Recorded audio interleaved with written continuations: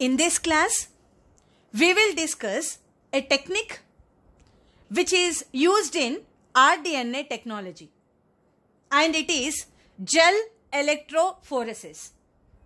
This technique is used to separate the desired DNA fragment or the gene of interest. Now let's see. Let's understand the basic process when to use this technique. So imagine this is a cell, human cell, and in the human cell nucleus, this is the DNA. In this DNA, there is the gene of interest, my desired gene. Imagine this is the insulin gene. So in this long DNA, there is a gene which I require. So this is the fragment which I require. So for that, what I have to do is, first, I will be isolating this DNA out. So from the nucleus of this cell, I am isolating the DNA, right? After isolating the DNA, so imagine this is the DNA sequence. In this DNA sequence, even my gene of interest is also present. So this is my gene of interest, imagine. So this is a long DNA. Now, what is the next step is, we have to use or add the EcoR1 enzyme. Now to break this long DNA, I am using a restriction endonuclease EcoR1. Now we know the mode of action of EcoR1. It recognizes a palindromic nucleotide sequence GAA-TTC from 5' to 3' in both the strands, and it cuts between G and A. So if you can notice, here is the GAA-TTC, so here is a breaking taking place, and here also in the down strand GAA-TTC, so here is a breaking point. So as a result, what happens is the hydrogen bonds here broken. Now if we can notice, there is in this long DNA, there is one more sequence is recognition sequence is also present. GAA-TTC 5' to 3', and in the down also you can notice the same.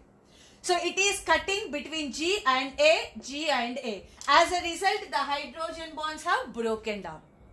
Now, because there are two recognition sequences, this is a linear DNA, long DNA, two recognition sequences are there. So after breaking, how many fragments are obtained? How many pieces are obtained? So after this long DNA is broken down by using EcoR1, 3 fragments are obtained. So this is the first fragment. So which you can observe here. So this is going to be the first fragment.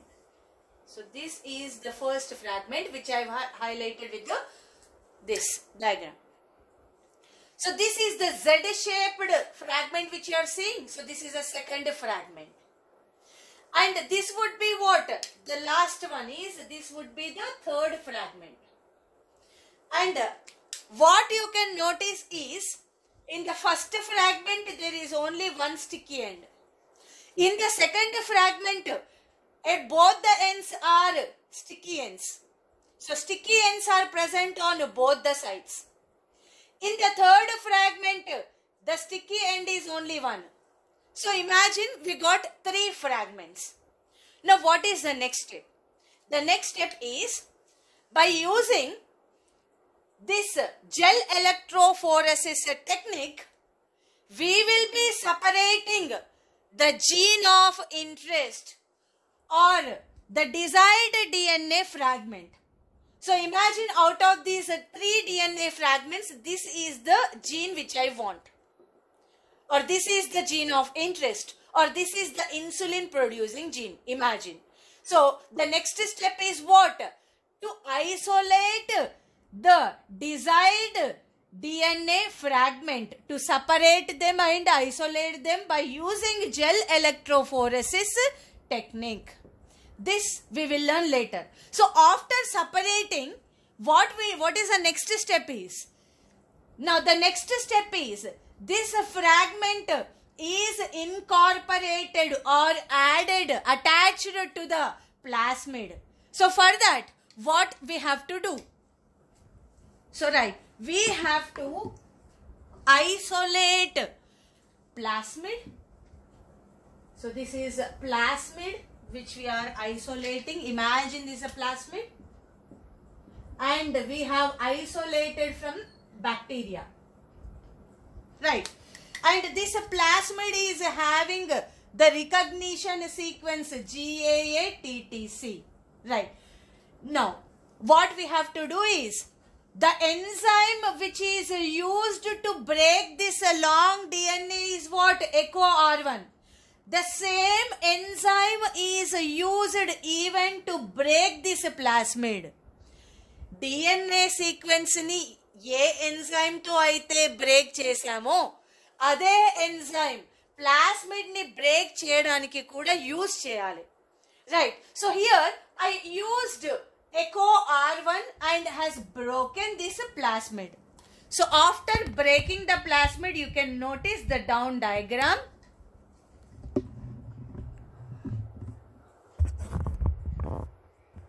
So right, you can notice this plasmid has broken down. We have used EcoR1. Now question is, why only EcoR1? Why not some other enzyme? So if we use EcoR1, then only what happens? Sticky ends are produced. Now these sticky ends can easily bind with this DNA fragment on both the sides. So this is the gene of interest. So this gene of interest or DNA, desired DNA fragment, I have to insert in the plasmid. That means what? Along with the desired DNA fragment, even plasmid should also have sticky end. Then only this end will bind with this part. So this end will bind with this part, and this end, this sticky end will bind with this part. So that is the reason why whatever enzyme which we are using to cut the DNA fragment, long DNA, the same enzyme should be used even to cut the plasmid, because this generates a sticky end. So sticky end and that complementary nucleotide bases here and these bases here will easily bind, and what happens? An rDNA, recombinant DNA is formed. So here imagine I have inserted this DNA fragment, the Z-shaped DNA fragment, the middle one. I have inserted here, so you can observe. So right, so this is what, and how is this fragment binded with the plasmid? By using the DNA ligase. We calling it as molecular glue, which we have already read. So this is known as a recombinant DNA. So this is the gene of interest.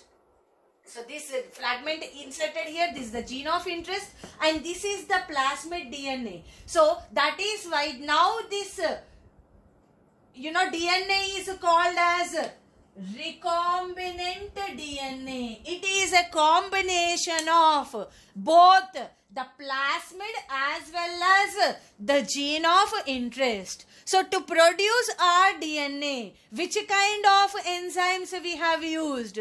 We have used EcoR1 to break the plasmid and even to obtain the fragment, desired DNA fragment. And what is the second enzyme which we have used?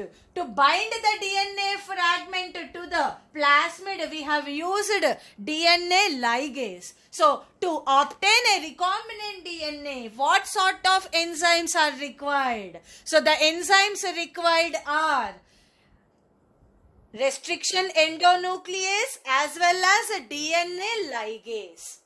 So, this is my goal. But before that, what should be done is,